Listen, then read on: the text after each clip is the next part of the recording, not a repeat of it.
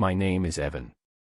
If I had to sum up my college years in one line, it would be, a poor kid so clean in his pockets that even a pickpocket would weep, and yet I used up every scrap of luck I had to make the brightest jewel of the art academy, Nina, fall in love with me. I studied architectural design.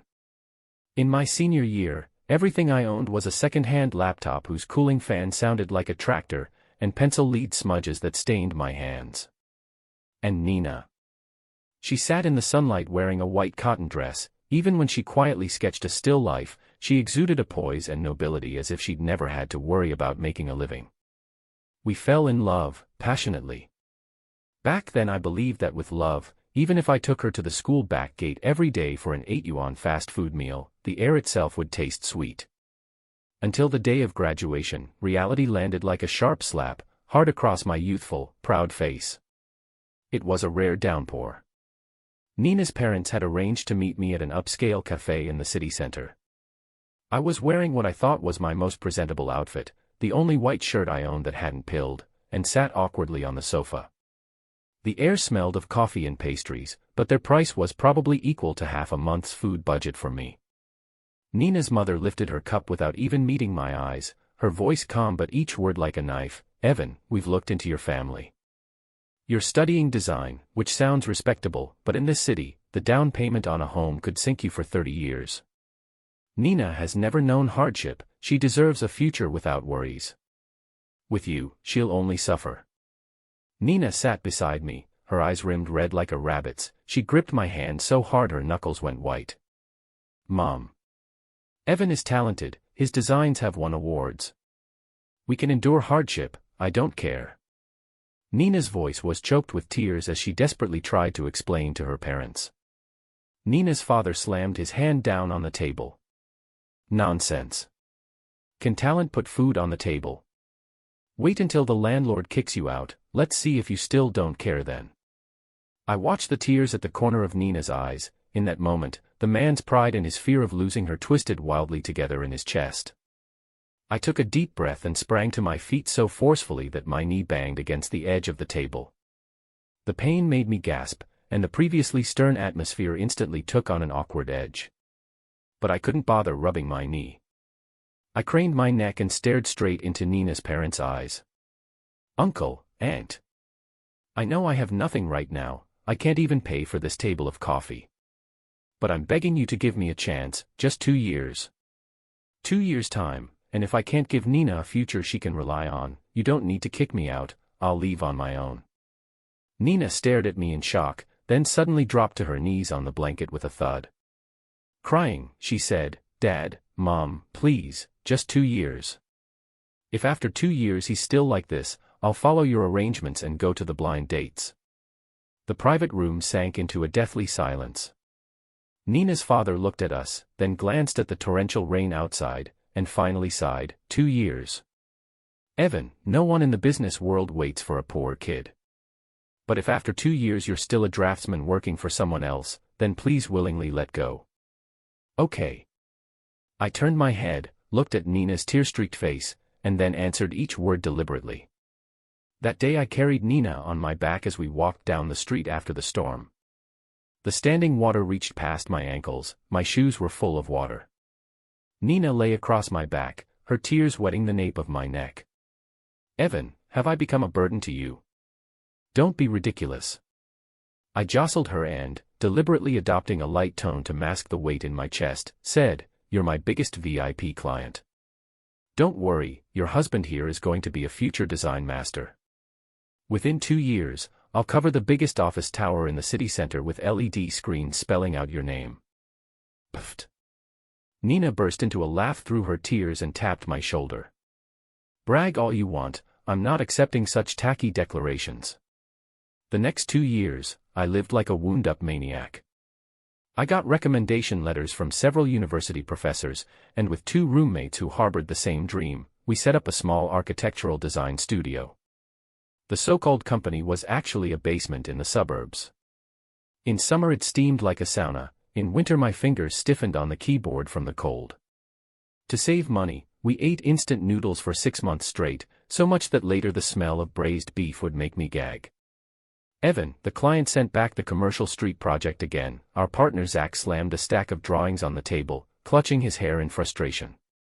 They say it's too avant-garde, not grounded. I, with two huge dark circles under my eyes, took a long gulp of iced coffee. Redraw it if they send it back. If the 10th version doesn't work, make the 20th.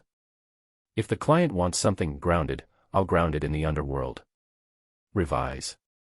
I began desperately running social rounds. A rational designer who wasn't good with words, I forced myself to learn how to hold a glass at the banquet table and utter pleasantries so saccharine they even made me cringe. I had a gastric bleed once, spent 3 days in the hospital hooked up to IVs, and after the injections were done I pulled out the needle and went straight to meet a client. Because I knew I only had 2 years. There was no retreat behind me, only Nina's teary eyes. Maybe heaven saw I was about to burn myself out and finally granted me a favor. One of our studio's green eco-housing designs unexpectedly won a silver award from a domestic authoritative architecture prize. Soon after, a large real estate company took interest in our concept and signed a sizable cooperation contract. On the day the 2 years were up, I walked into Nina's house again, holding the printed bank statements and the newly purchased housing contract. This time, I didn't bang my knee. I neatly placed the documents in front of Nina's parents. Nina's father looked at the contract, then at my face, clearly thinner, marked by hardship, and finally sighed, "Evan, actually over these 2 years, Nina has been keeping an eye on you, and so have we. You're a kid with backbone. Knowing Nina is with you, I feel at ease." That night, Nina and I held each other tightly on an empty street. We got married later. The wedding wasn't extravagant, but it was respectable. Married life was supposed to be a fairy tale ending. I vowed to give her the best material life, so I worked even harder to expand the company. "Honey, are you coming home for dinner tonight? I made your favorite cola chicken wings." On the phone, Nina's voice was always so gentle. "Nina, I'm sorry, there's a video conference for an international project tonight. I won't be coming home, you and our son go ahead and eat." I rubbed my aching temples while staring at the dozens of pages of financial reports in front of me. Yes, in the 3rd year of our marriage, we had an adorable son, Leo. As Leo grew day by day, my company went from a studio of a few dozen people to a publicly listed group with several hundred employees and assets worth over $100 million. I moved into the city's most luxurious villa district, gave Nina an unlimited supplementary card, and filled her wardrobe with designer bags and couture. I thought this was love. "Nina, this is the limited edition bracelet released this year. I had my secretary bring it back from France for you." Sometimes, coming home in the dead of night and finding her sitting dazed on the living room sofa, I'd press the gift into her arms. Nina looked at the glittering diamond bracelet, but the sparkle she once had was gone from her eyes. She tugged at the corner of her mouth. "Thanks, husband. How's work going?" "Smooth, don't worry, everything's under control. I'm going to shower first, I have to fly abroad tomorrow." I kissed her forehead and hurried away. I didn't notice, she watched my weary back, the loneliness in her eyes so deep it wouldn't dissipate. She was often alone in the vast, empty villa. After her son went to boarding school, she didn't even have anyone to talk to. And my presence had been reduced to a few scattered check marks on the monthly calendar. To give her a sense of security, I did what I considered the most heartfelt thing. I transferred the bulk of the company's shares, the properties under my name, and all investment accounts into Nina's name. "Nina, this is the asset transfer agreement. Everything I have is yours. Even if I go bankrupt someday, you and our son will still be the wealthiest people in this city." I handed her the documents with pride. Nina clutched the heavy file, tears streaming down her face. "Evan, these numbers aren't what I wanted. Do you know we haven't gone for a walk together in 6 months? Do you remember the promise in college to go to Lhasa to see the Potala Palace? I'll go once I'm done with this busy period," I said perfunctorily, because just then the secretary's call came through again. That, "once I'm done with this busy period," turned into 30 years. Over those 30 years I became a business tycoon, my temples streaked with gray. And Nina, in loneliness and waiting, had the light in her eyes completely extinguished. I had no idea when she had fallen seriously into depression. She was too understanding of me. She knew I was running myself ragged every day for the livelihoods of hundreds, even thousands, of employees. So she chose to hide all her pain in her heart, to go to the hospital alone for medicine, to face those sleepless nights by herself. Until that year, when a worldwide economic crisis broke out and my group suffered unprecedented blows, the cash flow nearly snapped. During that time I worried myself white-haired, living at the company for a whole month without calling home even once. And it was then that a green, gold-digging model, hoping to take a shortcut, after a business drinking party took advantage of the fact that I was completely drunk and unconscious, helped me into a hotel and surreptitiously took a photo of us embracing. The next day when I woke up, I had my bodyguard throw that woman out and blacklisted her. It was just a petty scheme in the business world. I didn't care about it at all, and I certainly didn't want to discuss Nina with such a shabby matter, so I chose to hide it. But that hysterical woman actually sent the photo to Nina's phone. To a normal person, perhaps there would be anger, questions. But to someone already gravely ill, unable to control her own thoughts, a patient with deep depression, that photo became the last straw to break her world. She felt that her only spiritual support had collapsed. It was an utterly ordinary afternoon. I had just closed a life-saving loan at the company and, elated, was getting ready to go home to share the news with my wife when I received a call that nearly made my soul fly out of my body. Nina had swallowed 3 whole bottles of sleeping pills at home. By the time I reached the hospital, a white sheet already covered her face. Nina. I stumbled to my knees by the bedside, crying like a child ripped apart. I pulled back the white sheet. Her face was pale, yet a faint, relieved smile lingered at the corner of her mouth. On the bedside table lay her suicide note, and that printed photograph. The note contained only 2 sentences. Evan, I don't blame you. It's just that this world is too cold. I feel like I waited for you for 30 years, I'm just so tired. In that moment, it felt as if 1,000 arrows had pierced my heart. The riches I had once been proud of, those cold deeds and stock certificates, turned into the cruelest irony. I own billions in assets, yet I couldn't even keep the woman I loved most. In the months that followed, I locked myself in my room like a madman. Rivals in the business world seized the opportunity to devour my company. I didn't care. Senior executives jumped ship one after another. I didn't care. I knelt in the empty master bedroom, banging my head like a maniac, blood streaming down my forehead. God, I don't want money anymore. I don't want any billion-dollar conglomerate. I'll donate all my wealth. Please, give Nina back to me. As long as she's alive, I'll sweep the streets, I'll beg, anything. Nina, please come back. I began to starve myself and refuse water as if punishing myself. My body quickly deteriorated. In the 3rd year after Nina left, I handed the now stabilized, downsized company entirely to my son Leo, who had already settled down and started a family. Dad, please eat something. Leo looked at me with red-rimmed eyes. I lay on the rattan chair, clutching a photo of Nina when she was young. Leo, Dad's fine. Dad is going to be with Mom. In this life, Dad failed her. If there is a next life, Dad will live differently. One winter night that year, in endless longing and remorse, I slowly closed my eyes. As my body grew cold, it was as if I heard Nina's clear laughter on the university campus. Evan. Evan. Wake up. Don't scare me.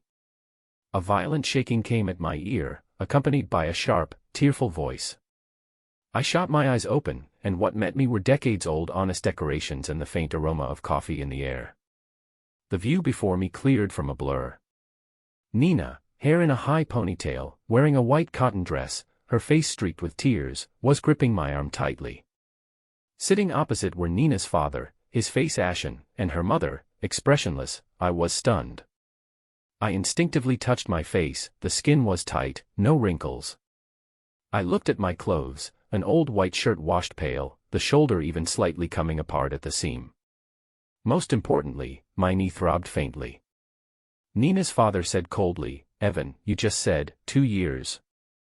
No one in the marketplace will wait for a poor kid. Those 2 years, if after them you're still a draftsman, then please do us the courtesy of letting go. This conversation, this scene. I turned my head and looked at Nina, alive and still crying loudly. On her hand there were none of those expensive jewels, only a cheap red string worth a few yuan. Did I get reborn? Back to the day that would change the course of my entire life. Evan, what's wrong with you? Don't stare like that. Nina, seeing the light in my eyes as I stared at her, was so frightened she forgot to cry. Ha ha. I suddenly threw back my head and laughed. The sound was jarringly out of place in the quiet private room, even a little maniacal. Nina's father frowned and gave me a disdainful look. Evan, have you been upset? If you want to back out now, it's not too late.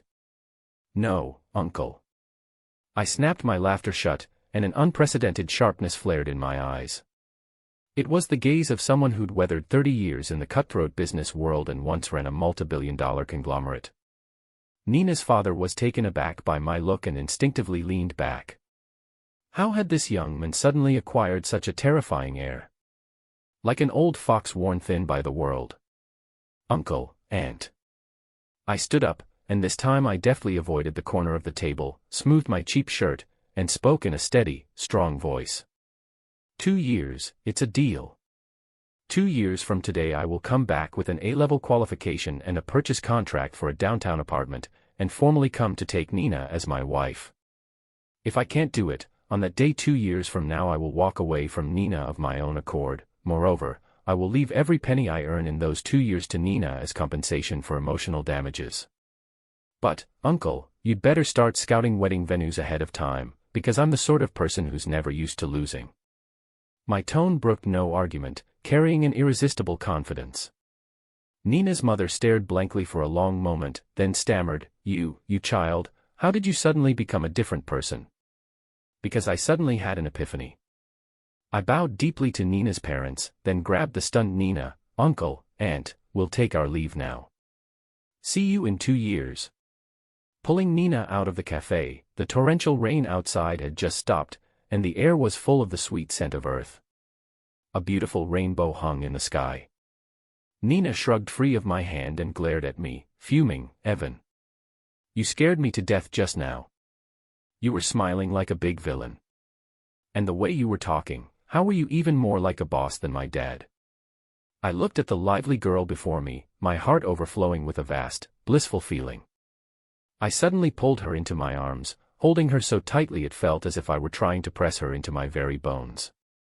Nina, it's so good. You're still alive, it's so good, I murmured. Ah, you're suffocating me. Of course I'm alive, have you been muddled by my dad? Nina wriggled in my arms, her tone full of sweetness. Nina, from today on, I'll be the one earning for the family, and you'll be the one blooming like a flower. But I promise, I will never make you wait for me again, I whispered in her ear. This life, I'm the one writing the script. With 30 years of entrepreneurial experience from my last life and an accurate grasp of the next 20 years' trends in the construction industry, starting a business this time is like a max-level boss with God's eye view returning to the newbie village. Zach, take this design and redo it. The load-bearing wall layout here is unreasonable, and minimalism and light and shadow aesthetics will be all the rage for the next 2 years. You've made it so ornate the client will want to beat someone. In the studio, I pointed at Zach's drawings and gave orders like a general. Zach stared at me, dumbfounded. Holy shit, Evan, did you secretly sign up for some masterclass without telling me? Your concept is at least 5 years ahead of the industry. Cut the crap and change it the way I said. Also, for that cultural center government tender next week, we'll go with Chinese-style negative space combined with modern steel structure. I'll write the proposal myself. I tapped at the keyboard as I issued the instructions with practiced ease. In my last life, that cultural center project was taken by a big company, and their design later became a landmark. But this life, sorry, I snagged that oversight. In only a year and a half, my little studio moved from the basement into a high-end office building in the city center. We not only landed government projects, but also won 3 international design awards in a row. This life, I didn't go on binge-drinking sprees or exhaust myself with socializing. Boss, Mr. Wang invited us to sing at the KTV tonight, says it's to discuss the next stage of cooperation. The new junior secretary reported respectfully. I glanced at my watch, 5:30 in the afternoon. Turned it down. I'll tell them I have more important international business to attend to tonight. I packed my briefcase without looking up. The junior secretary looked at me in admiration. Wow, boss, so dedicated. What kind of international business is it? Taking my girlfriend to the market to buy vegetables, and while we're at it deciding whether to have fish or chicken tonight. This affects the future internal ecological peace and stability of our household, very important. I spoke with mock seriousness. The junior secretary was left with a face full of question marks. I pulled up in my newly bought SUV and arrived right on time at the company where Nina was interning. As soon as she climbed in, she smelled the roasted chestnut sitting on the passenger seat. Wow. You stood in line to get these. Her eyes lit up. Of course, they were just out of the pan, eat them while they're hot. I smoothed her hair. Was work tiring today? Not really. It's just my dad called again and asked about your studio. He even had the nerve to say that if you can't keep it going, he can help you find a stable job. Nina laughed as she peeled a chestnut. I gripped the steering wheel and said, "Tell my future father-in-law that next week I'll personally drive over to pick up the two of them and show them the new house their son-in-law bought." On the day the 2-year term ended, I returned to Nina's home with the full set of honor certificates, the company's profit audit report, and the keys to a spacious riverside flat in the city center. Nina's father looked at the heavy trophies and the car key on the table, was silent for a long while, then let out a wry laugh. "You kid, you're really a monster. A year ago I still thought you were all talk. Seems my old eyes were short-sighted." Nina's mother took Nina's hand, smiling so wide her face could barely contain it. "See?" I said Evan had a good look about him, he'd do well someday. With Nina with you, we can relax, truly relax. With our parents' blessings, we successfully held the wedding. On our wedding night, I looked at Nina in her pink nightgown, her cheeks flushed, took her hand, and said with utmost seriousness, "Nina, we need to set some house rules." Nina blinked. "Huh? What kind of house rules? Have you turned into the boss now, going to start bossing me around?" "No, it's to limit myself and to protect us." I looked into her eyes, speaking each word with solemnity. "First, no matter how big my company gets, I must be home with you every weekend. No overtime, no social obligations. Second, money is just something to live on, enough is enough. I won't blindly expand the company anymore, because to me, you are worth more than billions in assets." Nina looked at me, moved, tears shining in her eyes. I took a deep breath. Thinking of the misunderstanding in my previous life that destroyed our happiness, my voice trembled a little. "One more thing. No matter who it is in the future, if anyone comes to you with any weird photos, videos, or rumors trying to drive a wedge between us, you must not keep it bottled up alone. You have to bring it to me right away and throw it in my face, ask me directly. We must be absolutely honest with each other, don't leave any room for misunderstanding, okay?" Nina looked at my serious yet slightly ridiculous expression and burst out laughing. All right, I get it. Why are you acting so strange today, like you've been betrayed or something? I trust you. Even if a beautiful woman stripped naked and stood in front of you, you'd only think her body doesn't conform to architectural aesthetics." I shot a look of exasperation. "In your eyes, am I really that straight-laced?" Nina rolled her eyes. "Isn't that true? Last time I asked if that bridge was pretty, and you spent half an hour lecturing me on stress analysis." I laughed and pulled her into my arms. The alarm in this life, I had already sounded ahead of time. In the second year of our marriage, I made a decision that shocked everyone at the company. I handed over most of the company's daily management and project follow-up work to the core subordinates and professional managers I had trained. As for me, I kept only the title of chief designer, responsible for steering the big picture. "Evan, are you crazy? This is exactly the critical time for the company to charge forward and prepare for an IPO. And you want to be a hands-off boss now?" Zach paced anxiously in the office.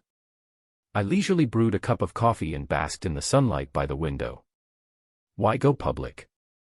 After an IPO, you end up watching stock charts every day, going bald, socializing until your stomach bleeds. Zach, take a word of advice from me, you can't finish making money.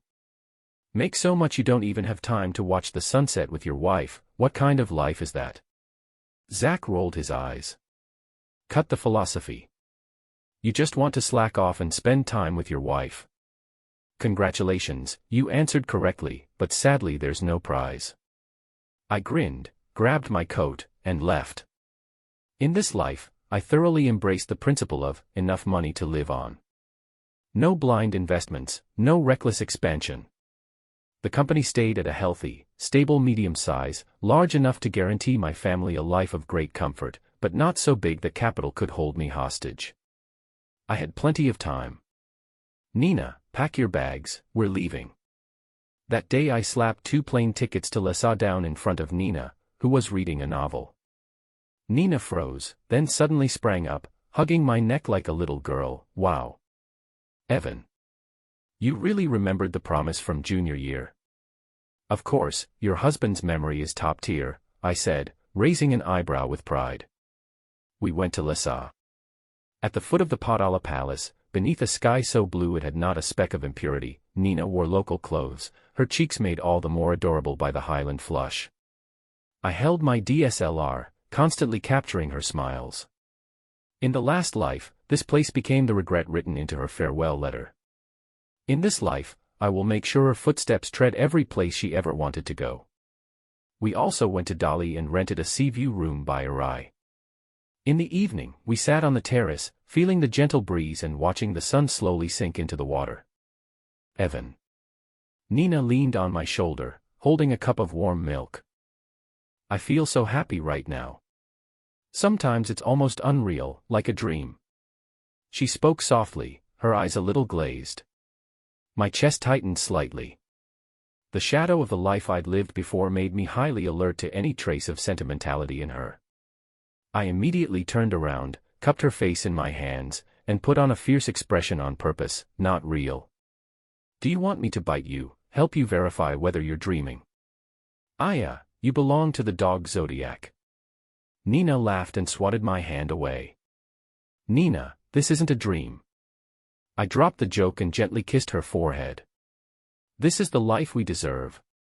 From now on, we'll travel twice a year. We'll see all the mountains and rivers of the world together. On the last night in Dali, the guest house's soundproofing was poor. Next door stayed a young couple who seemed to be in a loud fight over some trivial matter.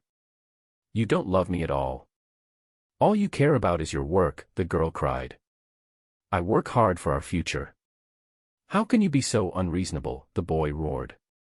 Listening to the fight next door, Nina sighed and huddled closer into my arms. Evan, do you think they'll break up? I gently patted her back.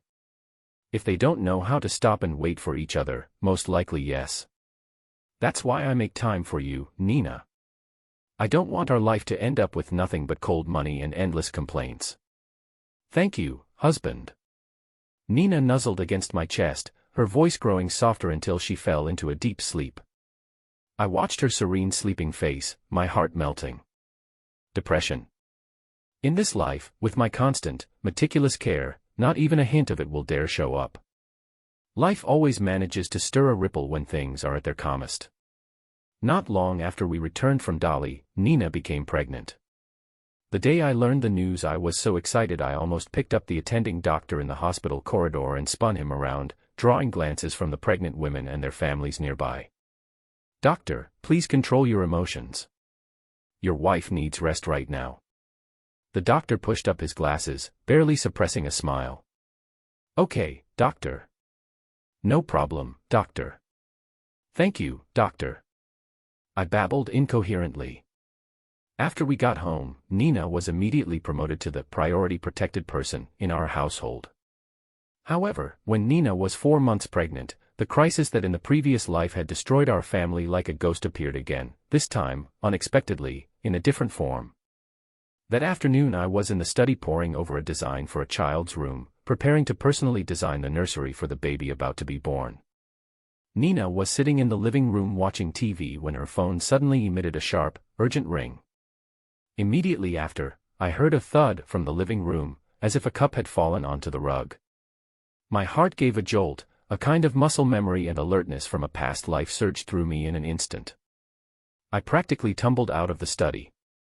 Nina. What's wrong?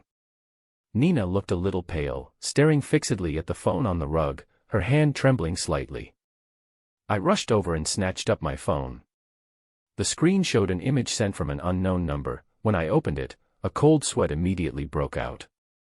In the photo, taken in a dimly lit booth of a bar, I was leaning back on the sofa with my eyes closed, seeming somewhat out of it. A heavily made-up, scantily dressed woman was pressed against me, her whole body in my arms, flashing a peace sign at the camera in a very suggestive manner. Beneath it was a taunting line of text, "Nina, look at your wonderful husband. When he's out doing business, he's not as honest as you think." This scene was so similar to the last life. Although this woman wasn't the little model from before, the whole scheme, trying to latch onto rich people, wreck someone else's family to blackmail and coerce, was exactly the same. I turned my head, staring at Nina with anxiety, my heart pounded wildly, my throat dry. I was afraid of seeing that same look of despair and hollowness return to her eyes as it had in my last life. "Nina, listen to me. Let me explain about this photo," I blurted out, my voice cracking with urgency. But before I could finish, Nina suddenly took a long breath. There was anger in her, but her gaze was clear. She didn't dissolve into self-doubt and collapse like in my previous life. Instead, she fixed her eyes on me. "Evan." Nina jumped to her feet, hands on her hips, shouting, "Here." I straightened reflexively, like a prisoner awaiting sentence. "What's the third family rule? Recite it for me." Nina pointed at me, furious. I froze for a moment, then burst with joy. She remembered. She didn't keep it to herself. She took out the family rules and enforced them. I recited loudly, "House rule number 3. No matter who uses any photo or rumor to stir up feelings, no one is allowed to keep it to themselves. You must take it and smash it in the other person's face right away, confront them directly, be absolutely honest." "Good." Nina snatched the phone and jabbed the photo on the screen viciously. "Then I'm officially confronting you now. Mr. Evan, who is this big-chested, brainless woman whose foundation is as thick as a painted wall? Why are you holding her like that? If you can't explain it clearly today, tonight you will go kneel at the keyboard for me, the kind where you break it."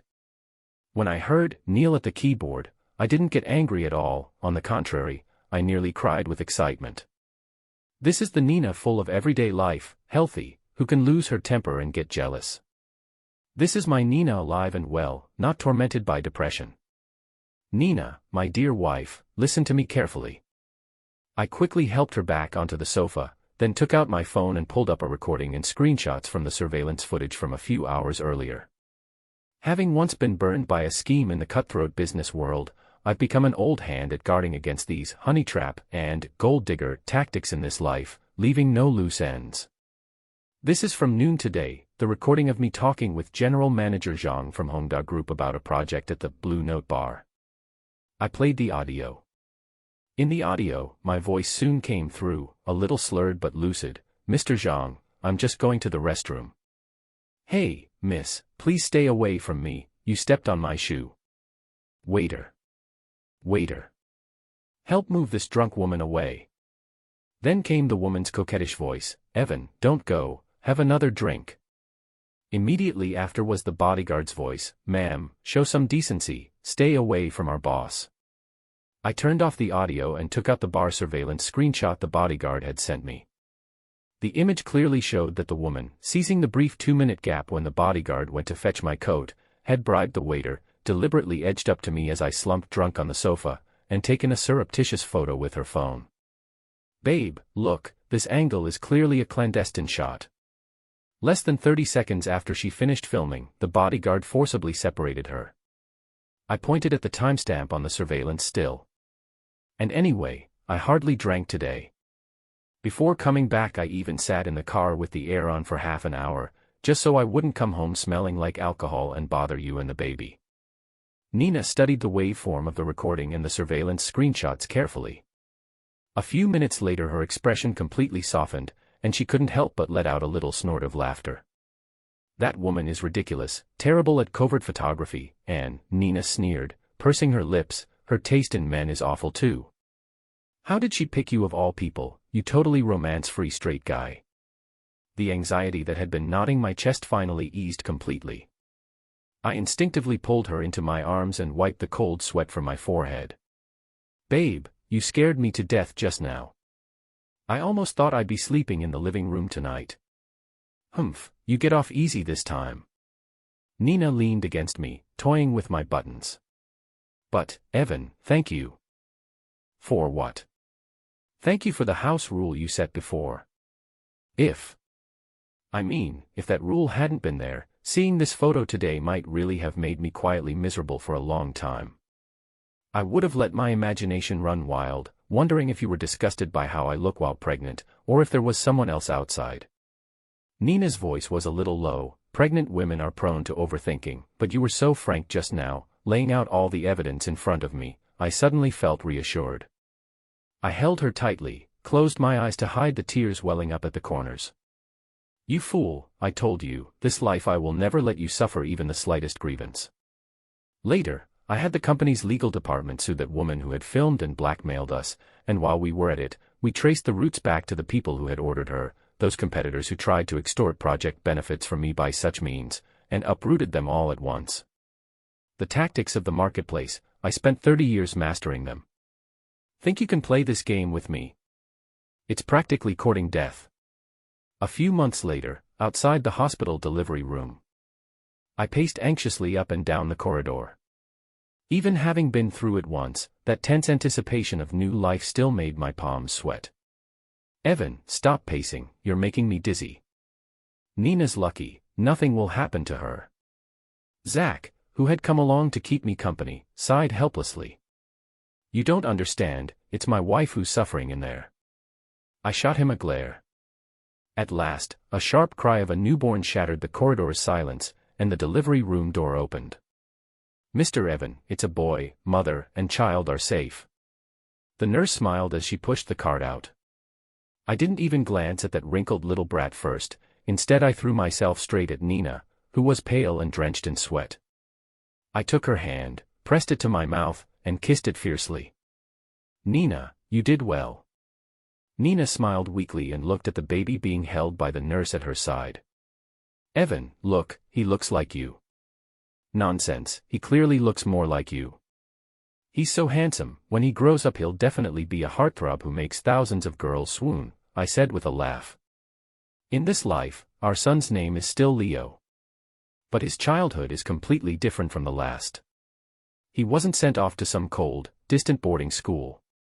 His memories of childhood are full of his father's presence." "Dad, how do you put this Lego together?" 5-year-old Leo ran into the study holding a pile of bricks. If it were the last life, I'd have definitely said, "Go ask your mother, Dad's busy right now." This time, I would immediately put down the blueprint in my hand and, smiling, lift him onto my lap. "Come, son, Daddy will teach you." When Daddy studied architectural design back then, putting this together was a piece of cake. "But you have to promise Daddy that after we finish building it, we'll help Mommy wash the dishes together." "Okay," little Leo replied in a clear, crisp voice. Nina carried a plate of fruit into the study and, seeing the two of us father and son playing happily on the carpet, her face lit up with a satisfied, blissful smile. Sunlight poured through the vast floor-to-ceiling windows, bathing them in gold, beautiful like a painting. The days passed like that, day after day, year after year. Under my careful control, my company maintained steady growth. Although it never became one of the top 1 or 2 groups, it was still recognized within the industry as one of the happiest and most creative companies. Money, there was truly enough. We could buy everything we wanted, go everywhere we wished, and at the same time I possessed the most luxurious wealth of all, time. Nina and I walked Leo to elementary school, to middle school, and saw him into university. 30 years seemed to pass in the blink of an eye. One spring 30 years later, Nina and I had both become old, our temples streaked with white. Leo had grown into an adult and built a family and career. As in my previous life, I handed the company entirely over to Leo to manage, and I fully embraced retirement. We bought a house in the suburbs with a large garden. I designed it myself, attending to every detail to suit Nina's habits in old age. At dusk, as the sun sank, Nina and I sat side by side in the garden rocking chairs. Evan. Nina's voice was no longer bright, it carried the rasp of years, yet remained so gentle. Wife, what's wrong? I turned my head, looking at the wrinkles that had grown on her face, but in my heart she was still the prettiest girl from the art academy. Nina tilted her head, looking at me with a hint of mystery. Be honest with me. Over these past 30-odd years, I've always felt you have some sort of prescient ability. Whenever I'm about to be unhappy, you always notice ahead of time. Whenever a misunderstanding is about to happen, you get more anxious than anyone. Do you have some secret you're keeping from me? I was momentarily taken aback, then let out a quiet laugh. I reached out with the hand also freckled with age spots and clasped hers tightly. Nina, what if I told you that I actually died once many years from now, and then specifically reborn to come back for you? Would you believe me? I said with a half-joking tone. Nina blinked, then laughed, her eyes curving into crescents. I believe you. Huh? You really believe that? You'd buy something that absurd? This time I was the one surprised. Nina rested her head on my shoulder and watched the distant sunset. Because, if heaven hadn't sent you to save me, how could my life have been this happy, this complete? Evan, thank you for staying with me my whole life. I squeezed her hand tightly, tears glinting in my eyes. All the regrets of my previous life, those cold nights, those irreparable pains, at this moment, in this strip of warm sunset, vanished completely like smoke. No, Nina. I should be the one thanking you. Thank you for taking the hand of that poor kid in the coffee shop drenched by the storm. Thank you for giving me a chance to love you anew. In this life, we never missed each other, had no regrets. This is the most perfect architectural design.